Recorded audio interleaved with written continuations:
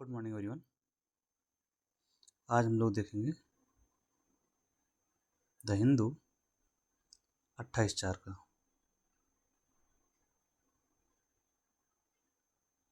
ठीक है, तो स्टार्ट करते हैं। पहला न्यूज है एनआईए से जुड़ा हुआ। एनआईए ने जांच शुरू कर दी है पहलगांव की। एनआईए को दिया गया है केस।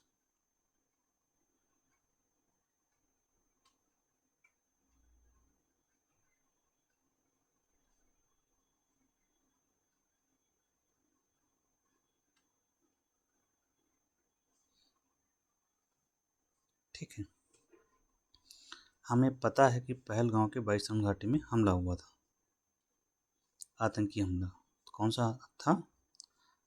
आतंकी हमला था।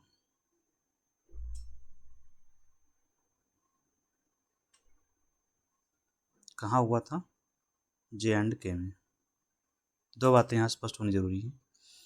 इसकी जांच का जिम्मा सौंपा गया है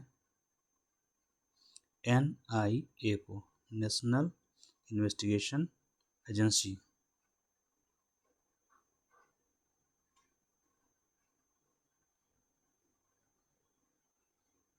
नेशनल इन्वेस्टिगेशन एजेंसी, एनआईए का फुल फॉर्म पूछ लिया जाता है कभी कोई एग्जाम में, तो आपको पता होना चाहिए। यह राष्ट्रीय जांच एजेंसी को सौंपा गया है। इसी को क्यों दिया गया, सीबीआई वगैरह को क्यों नहीं दिया गया? ये बहुत अथॉरिटी और भी हैं। उसका रीज़न क्या है? एनआईए ये जो है, इसको जो गठन हुआ था, का जो गठन किया गया था, तो 26/11 का जो हमला हुआ था मुंबई में, उसके बाद ही किया गया था इसका। मुंबई में जो आतंकी हमला हुआ था उसके बाद किया गया था। कारण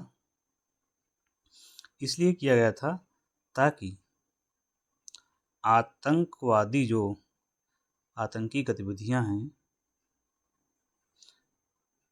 या टेररिज्म, आतंकवाद, इनके द्वारा जो एक्टिविटी की जाती हैं, हमले किए जाते हैं, उनकी जांच करने के लिए गठित किया गया था। हमले की जांच मतलब विशेष रूप से अगर पूरे भारत में कहीं भी टेरर एक्टिविटी होती है, आतंकी अटैक होते हैं, टेरर अटैक, तो उसकी जांच कौन करेगा? उसकी जांच का जिम्मा इसको दिया गया है, एनआईए को। अब पूरे भारत में इसको जांच का अधिकार होगा। अब देखिए एनआईए को क्या चीज़ें प्राप्त हैं। एनआईए क्या है? स्टैट्यूटरी बॉडी है, सांविधिक निकाय है। मतलब ये कि एक एक्ट के तहत बनाया गया है।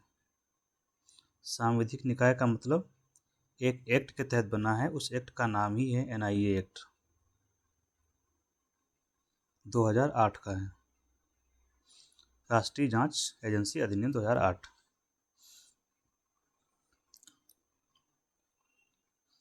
ठीक, अब इसको जो क्षेत्राधिकार क्या है, जुडिक्शन क्या है, अधिकार क्षेत्र,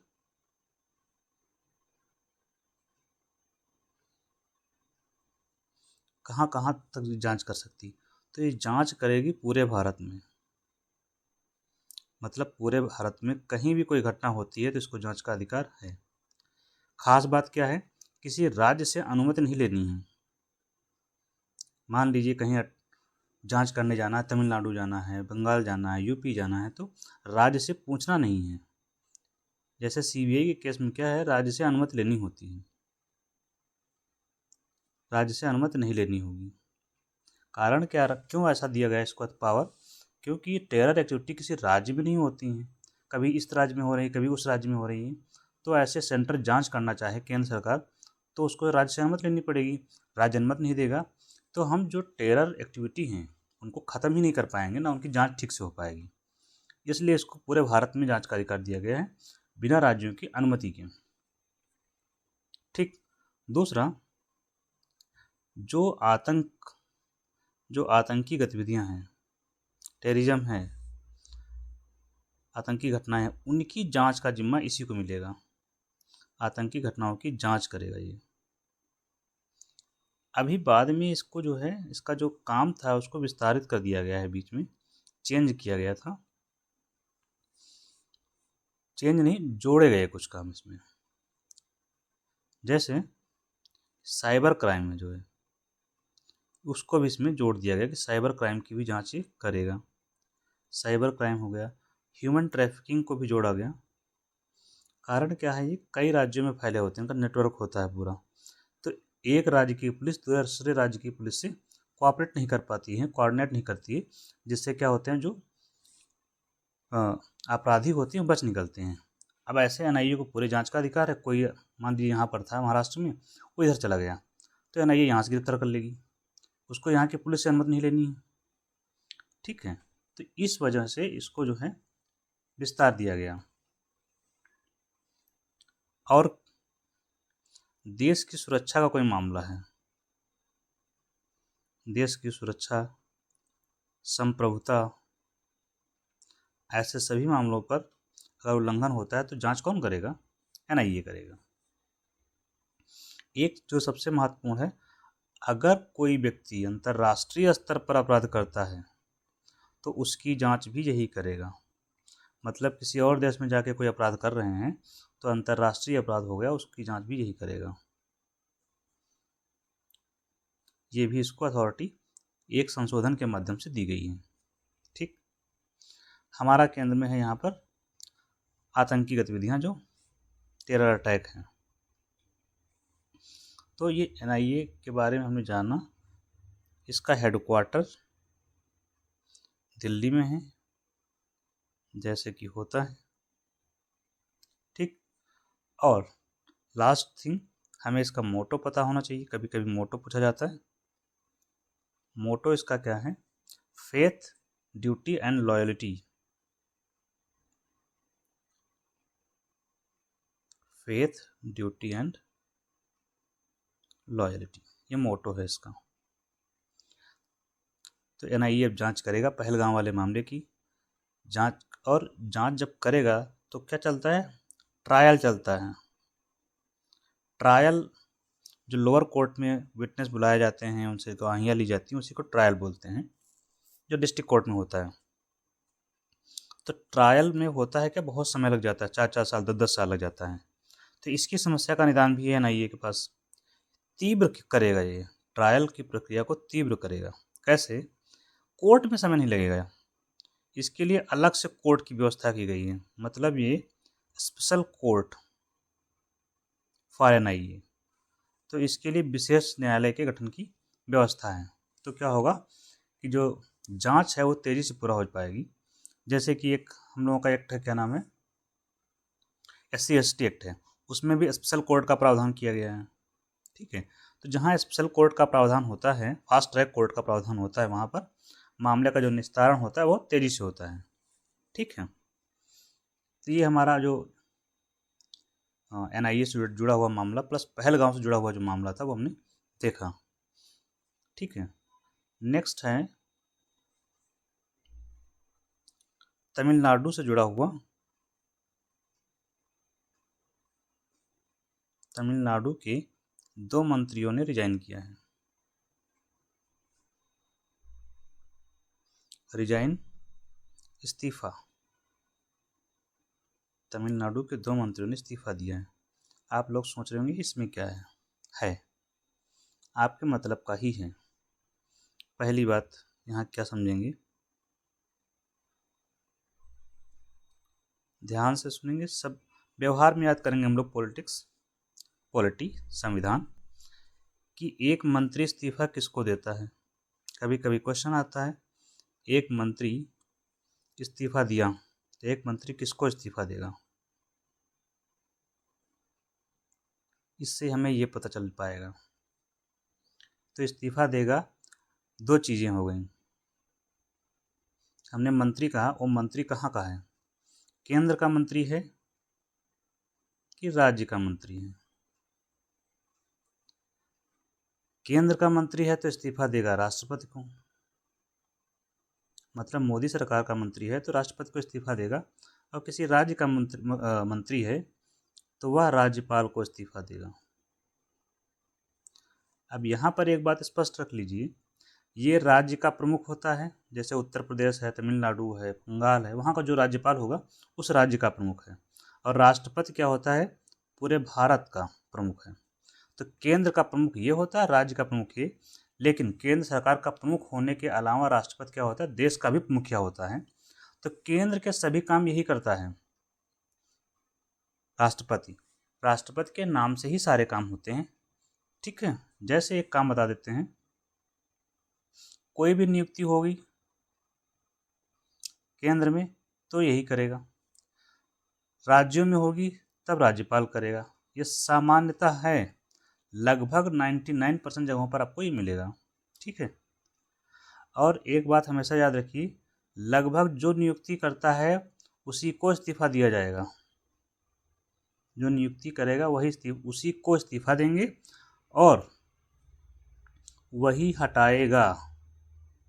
तो याद करने की ज़रूरत जनरली आपको नहीं पड़ेगी। जो नियुक्ति कर रहा है इस्तीफा आप उसी को देंगे, इसमें तो कोई डाउट ही नहीं है। हटाने का अधिकार लगभग उसी के पास होता है, कुछ मामलों को छोड़कर। तो आप लोग एक्सेप्शन याद करिए, जनरली इसको याद रखिए, ठीक। तो हमें याद हो गई कि एक मंत्री ने किसको इस्तीफा दिया। यहीं अगर मुख्यमंत्री होगा तो भी वही करेगा, ठीक है। यहाँ पर मामला क्या है, दो मंत्रियों ने दिया, मंत्री जी का नाम नहीं लेंगे हम आपको मामला समझाते हैं एक, ठीक है। मनी लॉन्ड्रिंग का केस है मंत्री जी पर। मनी लॉन्ड्रिंग आप लोग समझ रहे होंगे, लॉन्ड्री मतलब होता है धुलना। लॉन्ड्री मतलब होता है धुलना, कपड़े धुलना। और कपड़े धुलते हैं तो धुलने के बाद क्या हो जाते हैं, साफ हो जाते हैं। गंदे थे कपड़े, धुले गए, साफ हो गए, ठीक। पैसों को धुलाई कैसे होगी, तो पैसे क्या थे, ब्लैक मनी था।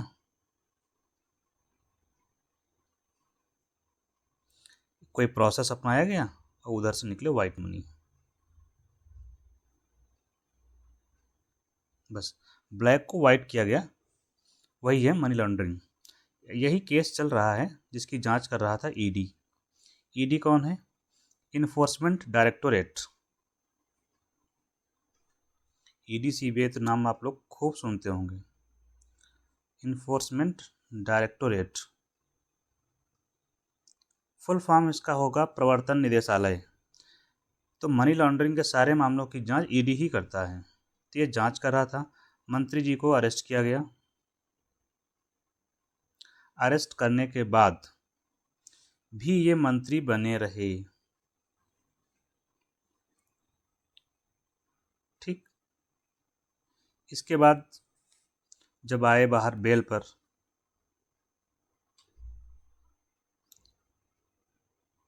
तो किसी वजह से इन्होंने रिजाइन किया एक बार। सुप्रीम कोर्ट से जब बेल मिली, एक मिनट होल्ड करेंगे, तो मंत्री जी क्या थे बेल पर, थोड़ा सा आसान करते हैं मामले को। अरेस्ट किया गया, मंत्री बने रहे और इसके बाद इनको मिल गई बेल। बेल अब यहाँ पर जो संभावना ये है कि मंत्री जी अरेस्ट किए गए तब भी मंत्री थे, इन्होंने यहाँ इस्तीफा नहीं दिया। अरेस्ट करने के बाद इनको बेल मिल गई। अब ये चाह रहे हैं फिर से हम मंत्री बने रहें, लेकिन सुप्रीम कोर्ट ने कहा कि बेल क्या होता है, बेल होता है आपको जेल के बाहर, जेल में आप बंद हैं, उससे बाहर निकलने के लिए आपको एप्लीकेशन डालनी होती है, उसे बोलते हैं बेल एप्लीकेशन। तो आपको अगर बेल मिल गई तो आप जेल से बाहर आ जाएंगे, ठीक है। तो ये, और दूसरा था मंत्री। तो सुप्रीम कोर्ट ने कहा है कि या तो मंत्री पद ले लो या तो जेल से बाहर आ जाओ। जेल से बाहर मतलब आपको बेल मिलेगी, या तो आपको बेल मिलेगी या तो आप मंत्री पद मिलेगा, सोच लो क्या चाहिए आपको। तो इन्होंने सोच लिया कि हमें मंत्री पद नहीं चाहिए, हमें चाहिए बेल। बेल में क्या, जेल से बाहर आ जाएंगे, ठीक है।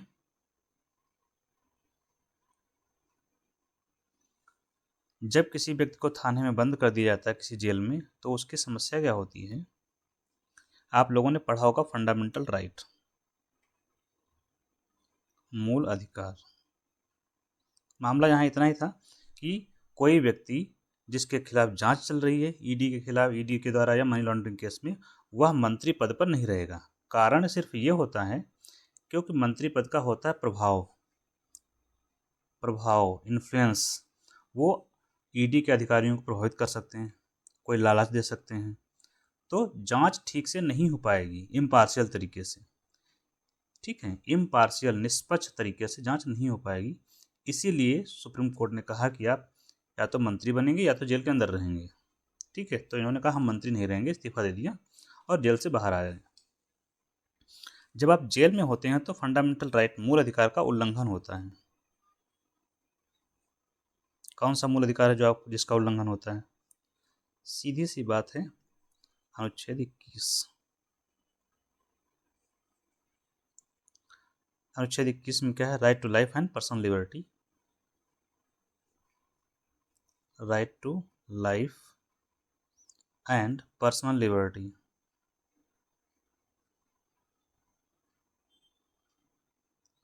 दैहिक और व्यक्तिगत स्वतंत्रता का अधिकार।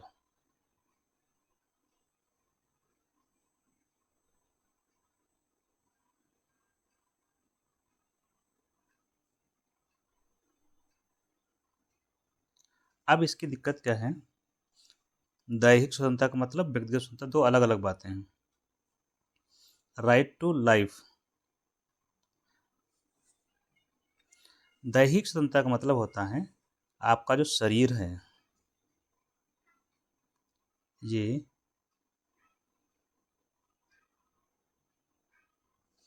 नहीं बन पाएंगे, इनको बनाते हैं।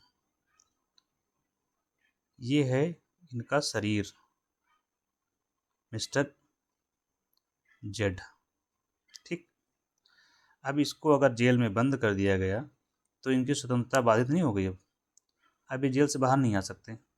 इनकी देह कहीं मूव कर सकती? नहीं, जेल से बाहर तो नहीं जा सकती। ये चाहते हैं हम यहाँ घूमें, ये रोड है, ये चाह रहे हैं हम इस पर घूमें, लेकिन नहीं जा सकते। ये चाह रहे हैं हम ब्रिटेन चले जाएं, यूके, नहीं जा सकते क्योंकि जेल में बंद है। तो आर्टिकल 21 का उल्लंघन हुआ कि नहीं हुआ? हुआ। यही है दैहिक स्वतंत्रता, right to life and personal liberty. तो ये हो गई पर्सनल लिबर्टी, इंग्लिश में इसको बोलते हैं personal liberty. Right to life क्या है? जीवन का अधिकार। मतलब ये कि आपको कोई फांसी नहीं लगा सकता। जीवन जीने में फांसी लगा दे तो मर जाओगे।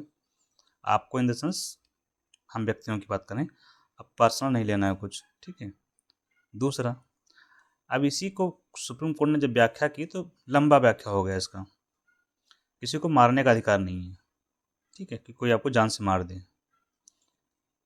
दूसरा, अब जीवन जीने के लिए आपको चाहिए स्वच्छ वायु। अगर स्वच्छ वायु नहीं मिलेगा तो मर जाएंगे। हम मर जाएंगे, इसका मतलब स्वच्छ वायु का अधिकार मिलना चाहिए।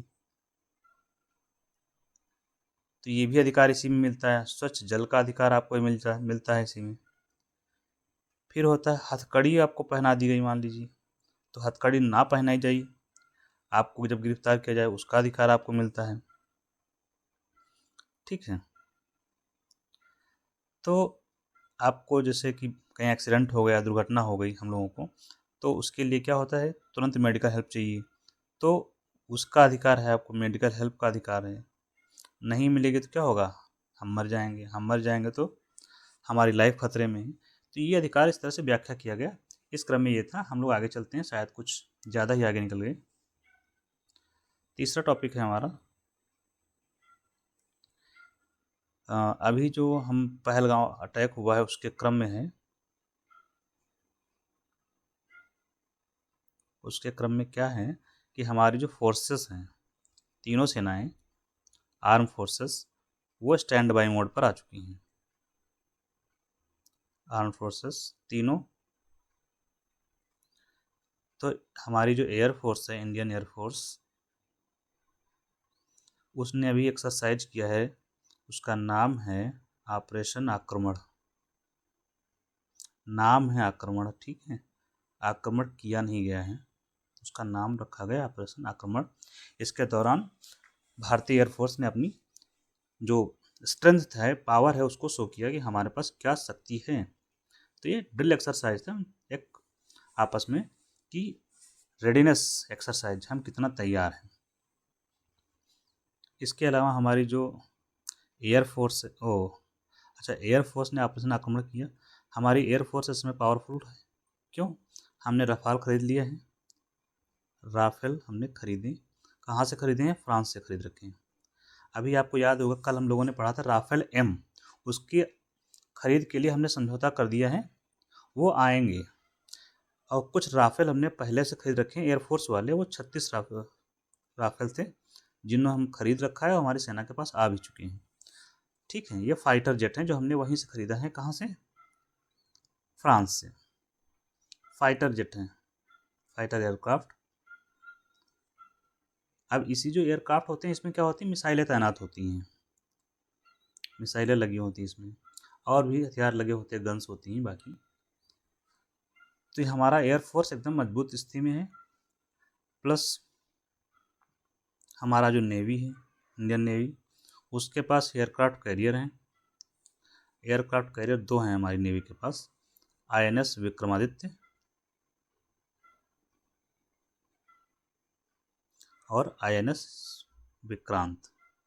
दोनों में अंतर कुछ नहीं है, एक हमारा घर में बनाया हुआ है, एक खरीदा हुआ है। ये हमने घर में बनाया है। घर में बनाया है का मतलब भारत ने बनाया है। व्यवहारिक होकर याद करेंगे, डोमेस्टिकली बनाया गया। और ये हमने खरीदा है। कहाँ से खरीदा है? रूस से। तो घर में बनाया है तो घर में बन गया तो अच्छी बात है, आत्मनिर्भर हो गए हम। अब होते क्या हैं ये, जो ये इनको बोलते हैं, इन दोनों को, ये है एयरक्राफ्ट कैरियर। इंग्लिश में हो जाता है एयरक्राफ्ट कैरियर। विमान वाहक पोत। कोई पूछता है आपसे विमान वाहक पोत भारत के पास कितने हैं, तो आप बताएंगे इस समय सिर्फ 2 हैं। एक घर का है, एक खरीदा हुआ है, एक बनाया हुआ है, और उनके नाम विक्रमादित्य और विक्रांत हैं। होते क्या हैं विमान वाहक पोत? पोत से तो पता चल रहा होगा कि क्या होते हैं। मान लीजिए ये है भारत और यहाँ पर हमारा ये है पोत। ठीक है, कुछ ऐसा होता होगा, ये बड़ा सा होता है, ये पानी भरा होता है नीचे का। तो इसके अंदर जो होते हैं एयरक्राफ्ट होते हैं, जैसे आपका राफेल एम खरीद रहे हैं हम लोग नेवी के लिए, वो इसके अंदर सब तैनात रहेंगे अंदर। जब ज़रूरत होगी डेक पर आएंगे और डेक से उड़ान भरेंगे और चले जाएंगे। जहाँ आक्रमण करना होगा आक्रमण करेंगे, फिर वापस आके यहीं बैठ जाएंगे इसी के अंदर। तो ये जो एक बड़ा जहाज होता है जिस पर ये हमारे जो जहाज होते हैं, कौन से एयरक्राफ्ट वाले जहाज, वो इसमें पार्क रहते हैं। जैसे कि आप गाड़ी पार्क करते हैं वैसे ये समुद्र के अंदर जो चलता है तो उसी में पार्क रहते हैं। ठीक है, समुद्र की सतह पर चलता है, अंदर नहीं चलता है। अंदर जब चलेगा तो उसको पनडुब्बी बोलते हैं। ठीक है, जैसे ये होता है तो उसके अंदर जो होता है ये गोलाकार होती है पनडुब्बी, बेलनाकार। ये पनडुब्बी होती है जो पानी के नीचे चलती है। ये पानी की सतह पर चलता है जहाज। ठीक है, एक बड़ा सा जहाज होता है जिसमें इस प्रकार के जो बड़े बड़े एयरक्राफ्ट होते हैं, जहाज होते हैं, वो इसमें पार्क होते हैं जो, और समुद्र में कहीं पर भी हम आक्रमण करने के लिए सक्षम होते हैं। तो ये हमारे पास स्थिति है। नेक्स्ट है हमारे पास जैसे पनडुब्बी भी हमारे पास है, एक अरिहंत है हमारे घर में बनाई हुई, हमारी घरेलू पनडुब्बी है अरिहंत। और सबसे खास बात उसकी क्या है कि ये न्यूक्लियर वाली है। इसके अलावा आर्म फोर्सेस हमारी जो क्या बोलते हैं, जो स्थल सेना है हमारी, आर्मी जिसको बोलते हैं हम लोग, स्थल सेना के पास रॉकेट लॉन्चर है, रॉकेट है हमारे पास, जैसे कि पिनाका वगैरह कभी कभी पूछ लिया जाता है। तो इस तरह से तैयारी हम बता रहे हैं कि क्या स्थिति भारत की न्यूज़ में है। तो एक जनरल आपके पास न्यूज़ होनी चाहिए। अभी हमने जो कल समझौता किया है वो किया राफेल एम को लेकर के। एम का मतलब होता है मरीन, मरीन का मतलब हो गया नेवी, तो ये नेवी के लिए खरीदे जा रहे हैं। हम खरीद रहे हैं, ये कितने 26 खरीद रहे हैं। 22 सिंगल सीटर हैं एसएस और 4 ट्विन सीटर हैं, डबल सीटर जिसको बोलते हैं। डबल सीटर में 2 सीटें होंगी उसमें, बस यही मतलब है। कहाँ से हम खरीद रहे हैं ये आपको पता होना चाहिए। तो हम खरीद रहे हैं फ्रांस से, ठीक है। और ये G2G डील है, गवर्नमेंट टू गवर्नमेंट डील है। हम लगभग 63,000 करोड़ दे के खरीद रहे हैं। ये तुरंत नहीं मिल जाते हैं, टाइम लगेगा मिलने में, क्योंकि उनको बनाना भी तो है। तो 3.5-4 साल बाद हमको मिलना शुरू हो जाएंगे। यहाँ पहलगाम हमले के संदर्भ में आप सुना होगा ऑपरेशन टिक्का, सरकार ने शुरू किया था ऑपरेशन टिक्का, तो ये भी याद ही रखेंगे। तो यही जो आतंकी थे उनको पकड़ने के क्रम में शुरू किया गया था, ठीक है। नेक्स्ट चलते हैं हम लोग।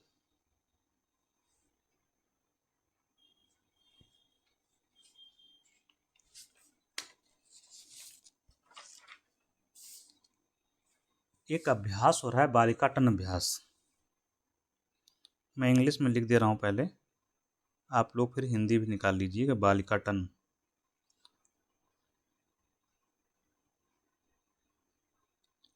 कहीं टन है कहीं तन है, तो इसको हम टन रखते हैं, बालिका टन अभ्यास है। ये कौन और क्यों और कहाँ कर रहा है? हम तो नहीं कर रहे हैं, दैट इज भारत नहीं कर रहा है, ठीक है। ये कर रहे हैं, अमेरिका कर रहा है, अमेरिका एंड फिलीपींस। फिलीपींस की राजधानी आप लोग जानते हैं मनीला है। वनीला आइसक्रीम होती है, मनीला राजधानी है फिलीपींस की, जो चीन के पास है। मैप अगर हम लोग देखेंगे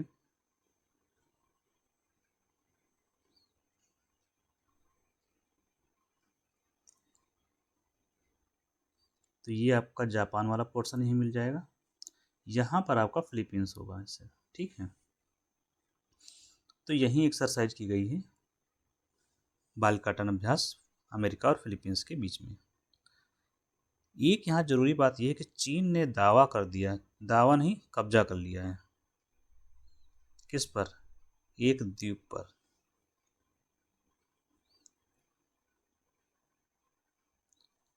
स्प्राटले द्वीप है, SPRATLY, स्प्राटले।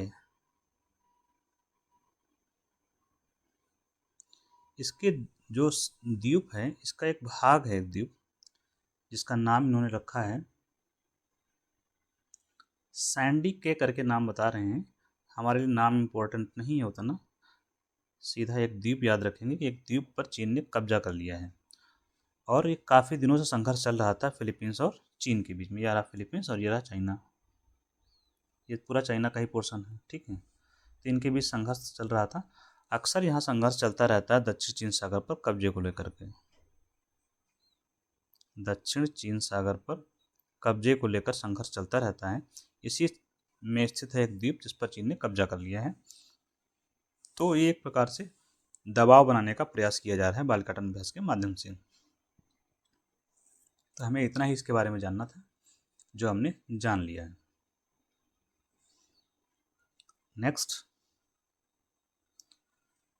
नेक्स्ट है इकोनॉमिक्स से टॉपिक है, 2 टॉपिक हैं उसमें, REITs versus INVITS।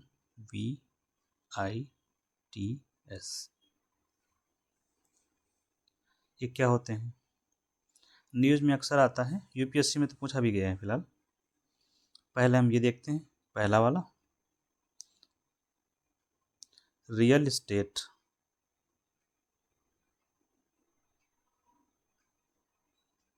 Investment trust.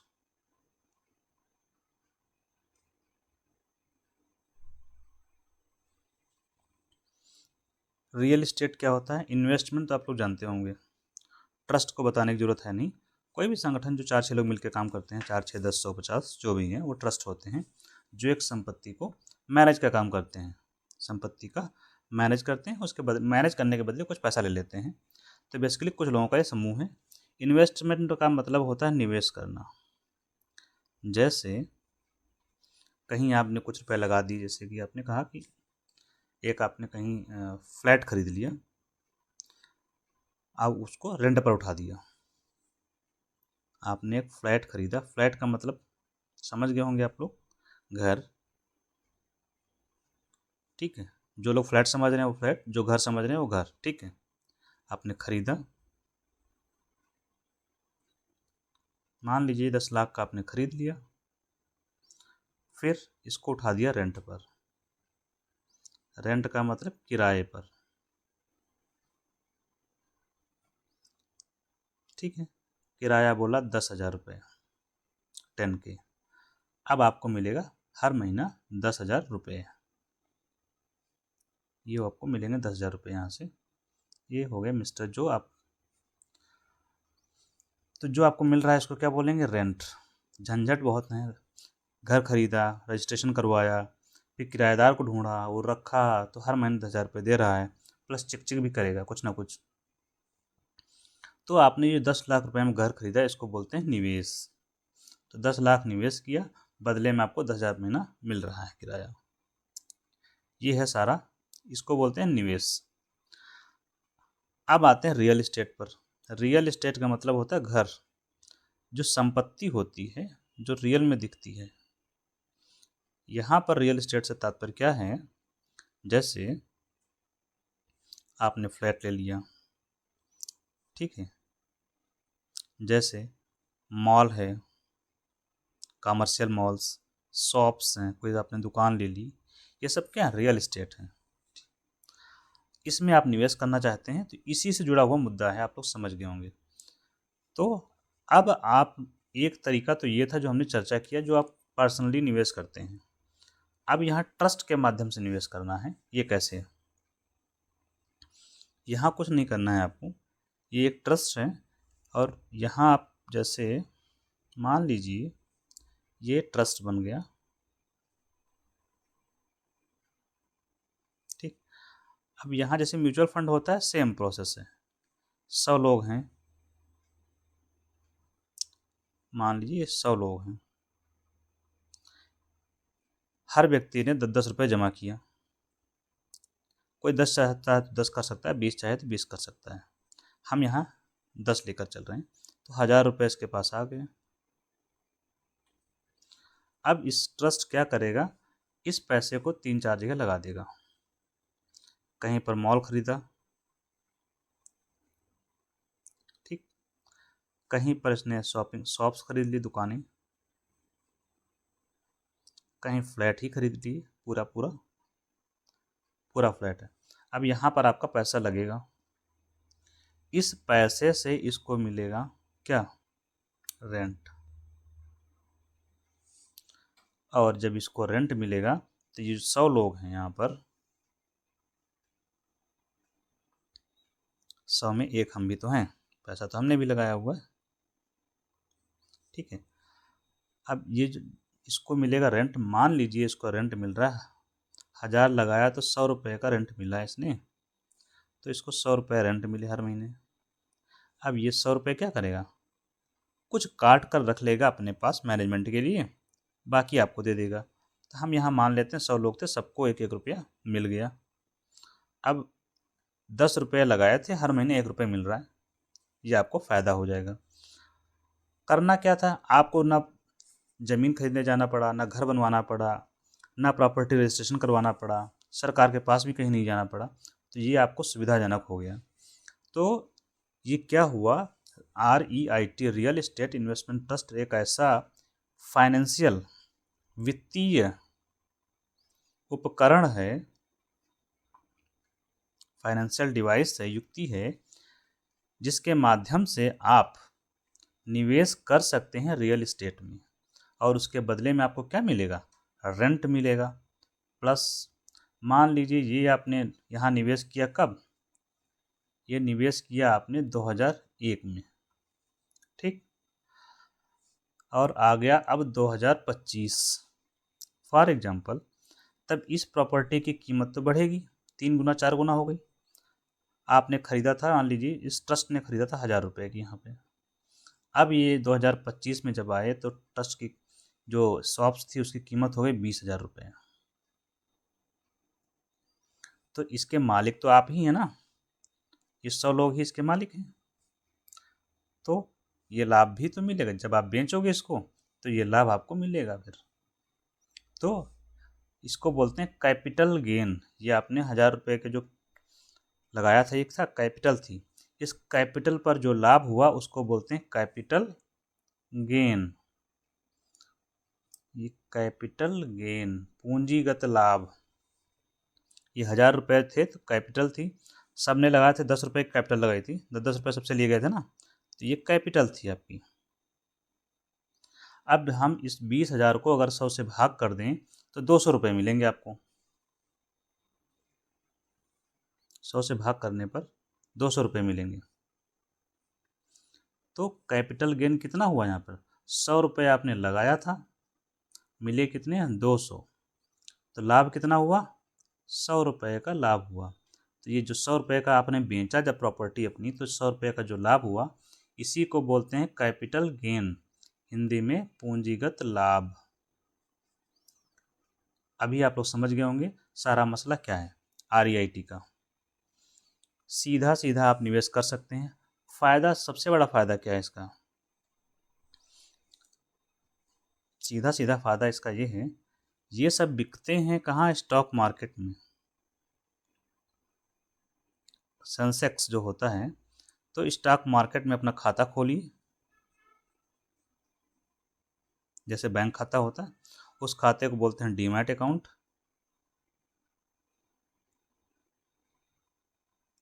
Demat का फुल फॉर्म डीमैटेरियलाइज्ड अकाउंट, ठीक है। और डीमैट अकाउंट खोलते ही आप ऑनलाइन एक बटन दबाइए और ख़रीद सकते हैं और बेच सकते हैं।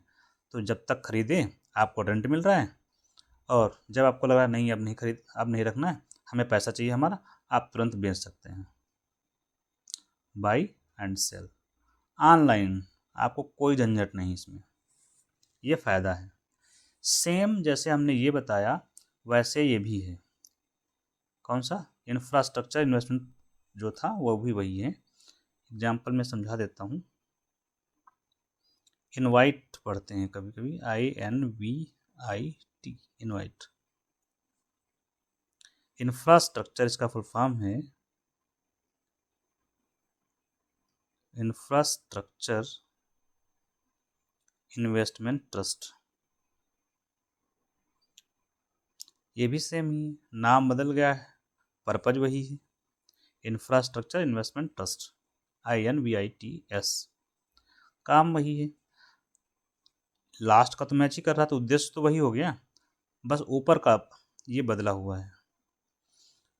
तो यहाँ आप जो पैसा लगाएंगे वो यहाँ पर निवेश होगा इंफ्रास्ट्रक्चर में, यही अंतर है, बाकी ऊपर जैसा ही है। ये इंफ्रास्ट्रक्चर क्या होता है ये आपको पता हो तो कोई दिक्कत नहीं होगी। जैसे आप चाहते हैं कि आप पैसा लगाएं हाईवे में, क्यों, क्योंकि हाईवे टोल मिलता है, अच्छा पैसा मिल जाएगा। आजकल तो सरकार बेच ही रही है, कहीं कहीं पर हाईवे में सरकार टोल के लिए बेच रही है, आप वहाँ चाहते हैं पैसा लगाएं। आप चाह रहे होंगे कहीं कोई डैम बन रहा हो, वहाँ पैसा लगा दें उसमें, या कोई नवीकरणीय ऊर्जा का प्रोजेक्ट है वहाँ पैसा लगाएं, कुछ भी चाह सकते हैं। तो ये एग्जांपल्स हो गए इंफ्रा के, नवीकरणीय ऊर्जा के लिए कोई प्रोजेक्ट चल रहा है, तो ये सब इंफ्रास्ट्रक्चर है। इसमें आप पैसा लगाना चाहते हैं तो चुपचाप यहाँ पैसा डालिए, इस ट्रस्ट में 1000 रुपये डालना है, 1000 रुपये डालिए। अच्छा, जब आप पैसा लगाते हैं दोनों में तो आपको उसके बदले मिलता है units.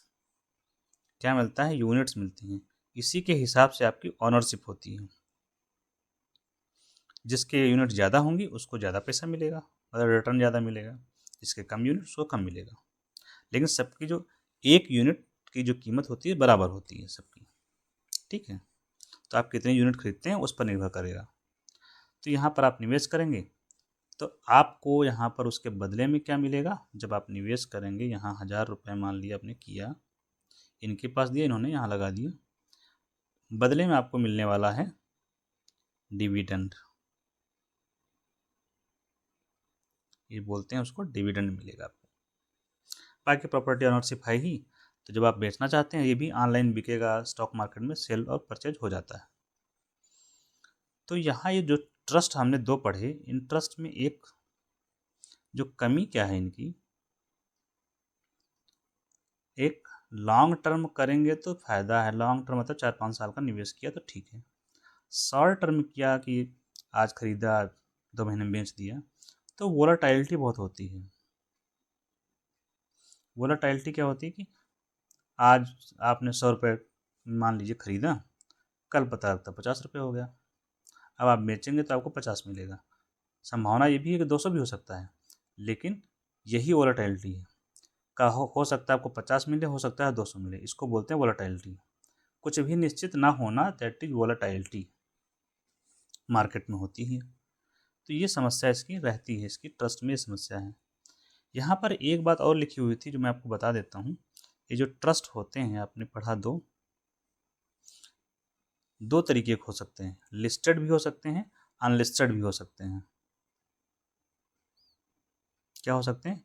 Listed and non listed. Unlisted क्यों लिखना? लिस्टेड का मतलब शेयर मार्केट में जो सूचीबद्ध हैं, और नॉन लिस्टेड जो शेयर मार्केट में सूचीबद्ध नहीं है। यहाँ पर अगर आप खरीदना चाहते हैं तो उसका तरीका है पीपी, प्राइवेट प्लेसमेंट। ये बहुत पूछा जाता है एग्जाम में। अब आप सोच रहे होंगे प्राइवेट प्लेसमेंट क्या है? प्राइवेट प्लेसमेंट इज नथिंग, चुपचाप जाइए, जिसके पास है ट्रस्ट वहाँ पैसे दीजिए और अपनी हिस्सेदारी खरीद लीजिए।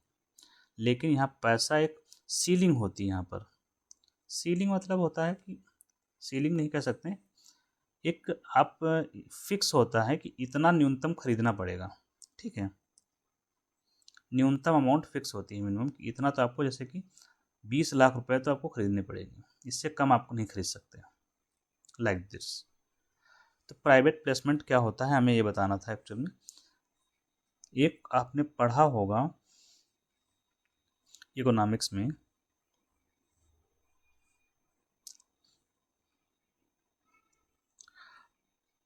मार्केट मार्केट होती हैं दो, एक होती है प्राइमरी मार्केट और दूसरी होती है सेकेंडरी मार्केट। प्राथमिक बाजार, द्वितीयक बाजार हिंदी में।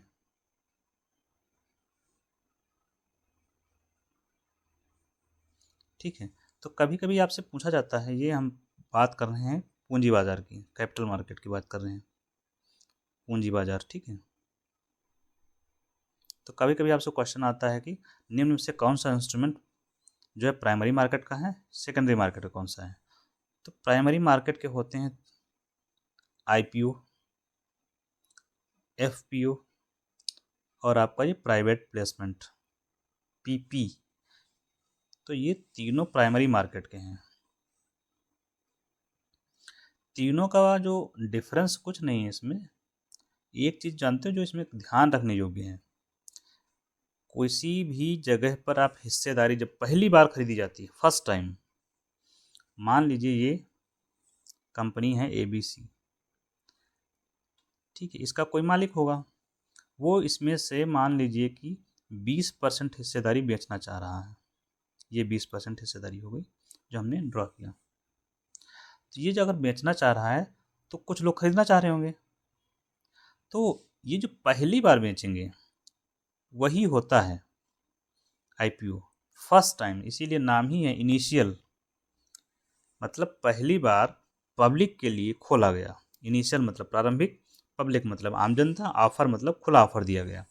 तो जब पहली बार खुला ऑफर दिया गया खरीदने का, दैट इज आईपीओ, पहली बार। गेटिंग? दूसरा क्या हुआ, इसने 20% बेचा था, 80% का ओनरशिप भाई अभी इनके पास थी। मान लीजिए ये थे भाई साहब, इनके अभी भी 80% इनके पास है। तो पहली बार बेचा तो आईपीओ, जिसको खरीदा किसने था? आबास अदानी, ठीक। अब ये कुछ दिन चले, फिर इनको लगा यार पैसों की ज़रूरत है, हम ऐसा करते हैं 10% और बेच देते हैं इसमें से, लेकिन बिक तो ये पहली बार रहा है।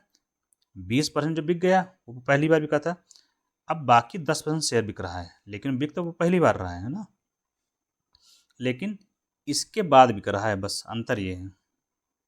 तो जब कोई चीज़ किसी के बाद होती है, जैसे कि ये घटना घट गई, फिर ये हुई, फिर ये हुई, तो इन इवेंट्स को बोलते हैं follow on.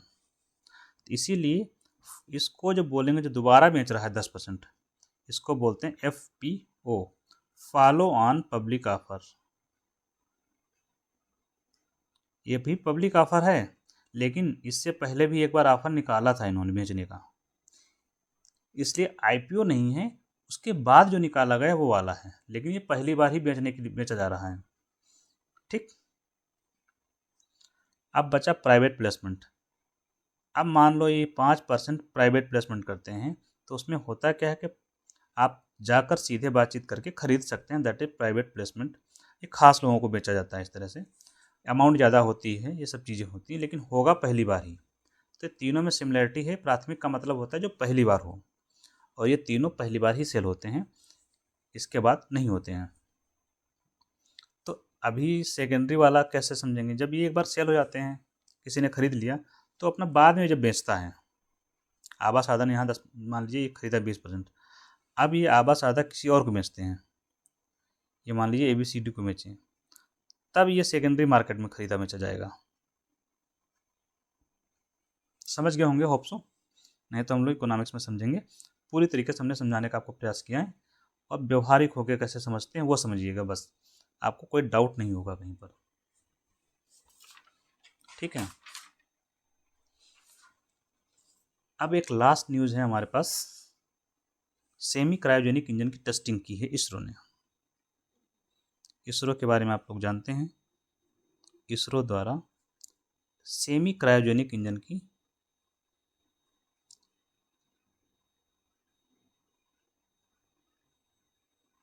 Semi cryogenic engine का परीक्षण किया गया है। तो परीक्षण सफल रहा, जो हमारे लिए खुशी की बात है। परीक्षण क्या था? सफल था।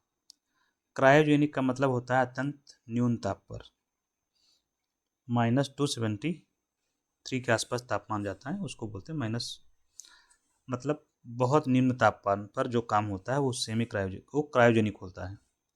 तो यहाँ एक टेस्टिंग की गई सेमी क्रायोजेनिक इंजन का, जो सफल रहा। इस इंजन का नाम था SE200। टेस्टिंग की गई, मात्र 4.5 सेकंड का टेस्टिंग था, जिसमें इंजन सफल रहा।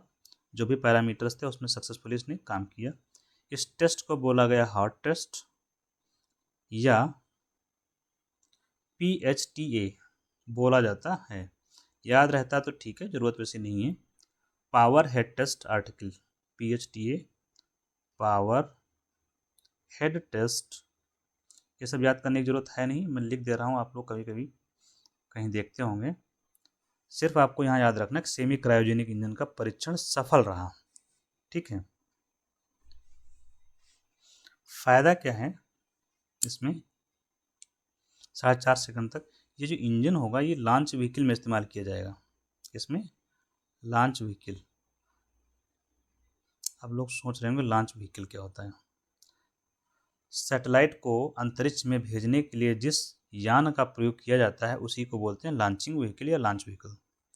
लॉन्च व्हीकल नहीं, लॉन्चिंग लिखिएगा। ठीक है, तो किसी सैटेलाइट को, जैसे ये पृथ्वी हो गई, यहाँ से किसी के द्वारा हम यहाँ तक पहुँचाएंगे सैटेलाइट को। ठीक है, तो यहाँ से यहाँ तक पहुँचने के लिए जिसका उपयोग करते हैं उसी को बोलते हैं लॉन्चिंग व्हीकल। क्योंकि ये सैटेलाइट को लॉन्च करता है इसलिए सैटेलाइट लॉन्चिंग व्हीकल बोलते हैं।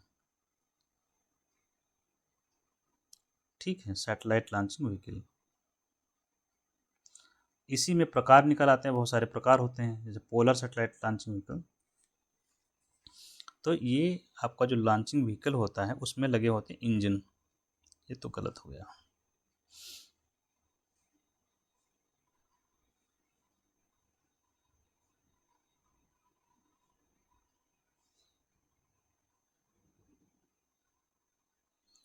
ठीक है, इसी में होते हैं स्टेजेज होती हैं इसकी, 1 2 4। तो 4 स्टेज हो गई, मान लीजिए 1 2 3। तो 4 इंजन लगे होते हैं, 4 स्टेज में होती हैं। तो यहीं पर इंजन लगाया जाएगा सेमी क्रायोजेनिक कहीं पर। तो इससे क्या होगा, लाभ होगा हमारा, सस्ते और टिकाऊ तरीके से हम भेज पाएंगे, इसका हमें लाभ होगा। ठीक, फ़ायदा क्या है यहाँ पे, इसको हम यूज़ कहाँ करेंगे आप लोग समझ गए, लॉन्चिंग व्हीकल में यूज़ करेंगे। हमारे पास बहुत सारे लॉन्चिंग व्हीकल हैं, इनके नाम हैं PSLV जो हम लोग इस समय यूज़ कर रहे हैं, GSLV, ठीक है, LVM-3 लॉन्च व्हीकल मार्क 3। तो कहीं हम जिसमें भी हमें ज़रूरत होगी उसमें यूज़ करेंगे। ये हमारे इसमें काम करने वाले व्हीकल्स हैं, सैटेलाइट को लॉन्च करने वाले। इससे पहले 2 और बनाए गए थे जो वो अब काम नहीं करते हैं, SLV और ASLV, ये हो गए हैं रिटायर। ठीक है, हमारे लिए ये इंजन ज़रूरी क्यों है, हमें इसके टेक्निकल एस्पेक्ट में नहीं जाना है, हमें पढ़ना है UPSC सिविल सर्विस वगैरह जो भी है उसके हिसाब से हम देखेंगे केवल। ठीक है, ज़रूरी क्यों है कि इसमें जो फ्यूल यूज होगा, फ्यूल यूज करेंगे केरोसिन। केरोसिन आप लोग जान रहे होंगे, मिट्टी का तेल plus liquid oxygen, LOX, liquid oxygen use होगी। तो फ्यूल स्टोरेज करना बहुत आसान होता है, इसका स्टोरेज आसान है हाइड्रोजन की तुलना में, प्लस इसकी जो दक्षता होती है, एफिशिएंसी बहुत ज़्यादा होती है, और प्लस पावर भी ज़्यादा होती है, शक्ति, पावर और एफिशिएंसी दोनों ज़्यादा होती है। ठीक है, तो ये इसके हमको लाभ हैं। और सबसे ज़रूरी चीज़, कास्ट इफ़ेक्टिव होता है, सस्ता भी पड़ता है। तो ये हमारा प्रयोग अगर सफल होता है तो हमको ये सारे लाभ हो जाएंगे। अब ये इंजन इसमें लगेगा तो जहाँ हमारे अभी मान लीजिए कि 1000 रुपये खर्च हो रहे थे, करोड़ लिख दिया मैंने, 1000 करोड़ ही होगा, नहीं तो गलत हो जाएगा। मान लीजिए कि 50 करोड़ खर्च हो रहे थे जहाँ लॉन्चिंग में 50 CR, अब 30 CR खर्च होगा तो 20 CR हमारा बच जाएगा। ठीक है, 20 करोड़ की बचत होगी तो ये सस्ता हो जाएगा। और जब ये बचेगा तो हम, जैसे कि हम लोग क्या करते हैं, विदेशों के सैटेलाइट लॉन्च करते हैं, सैटेलाइट यहाँ रखा होता है इसमें। ठीक है, तो विदेशों से जो लॉन्च करते थे तो हमारा मार्जिन नहीं बढ़ जाएगा, ज़्यादा लाभ होगा उनका, लॉन्च करो आराम से, सस्ता भी लॉन्च करेंगे, पैसा भी ज़्यादा मिलेगा, तो भारत को क्या होगा, लाभ होगा। इससे क्या होगा, भारत को 4x मिलेगा फिर,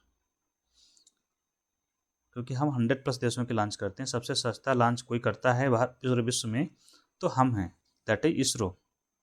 पूरे विश्व में सबसे सस्ता लॉन्च कोई करता है सैटेलाइट तो हम हैं, अमेरिका का भी हम ही लॉन्च करते हैं। ठीक है, एक न्यूज़ है निसार की। निसार क्या है, इसको हम लॉन्च कर रहे हैं, भारत लॉन्च करेगा। लॉन्च का मतलब प्रक्षेप कर रहा है, और किस रॉकेट से लॉन्च करेंगे उसका नाम है GSLV F-16 से लॉन्च कर रहे हैं हम, कल परसों में करेंगे, 1-2 दिन में। ठीक है, न्यूज़ में था। इसका full form geosynchronous,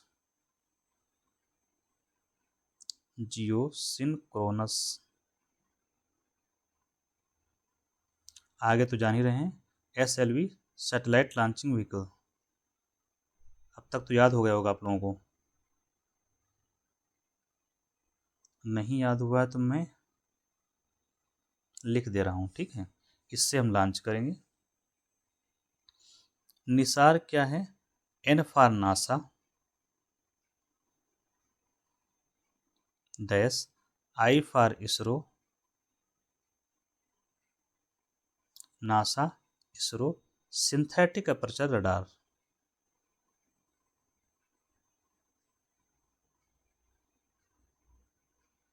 synthetic aperture radar, ये सैटेलाइट है, निसार सैटेलाइट बोलते हैं इसको पूरा। यहाँ से क्वेश्चन पूछा गया है, 1-2 बार पूछा ही जाता है, निसार सैटेलाइट है, सैटेलाइट। ठीक है,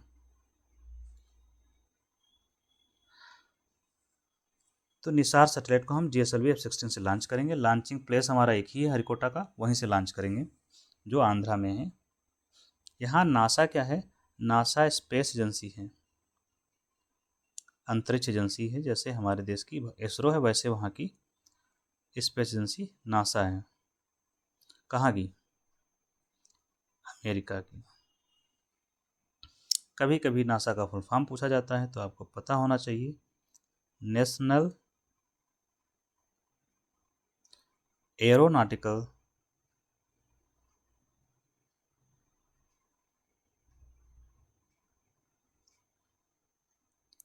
एंड स्पेस एडमिनिस्ट्रेशन।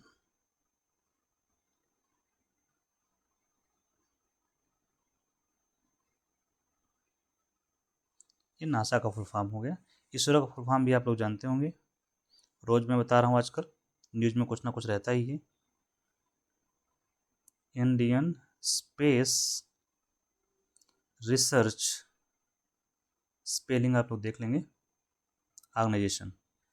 तो ये भारत की जो स्पेस एजेंसी है और अमेरिका की जो है, उसके बीच सहयोग करके ये सैटेलाइट बनाया गया, जिसका नाम है निसार सैटेलाइट। यहाँ रडार आया है, इसका फुल फॉर्म भी आपको पता ही होना चाहिए, पूछा जाता है तो। रडार का फुल फॉर्म क्या है? Radio detection and ranging.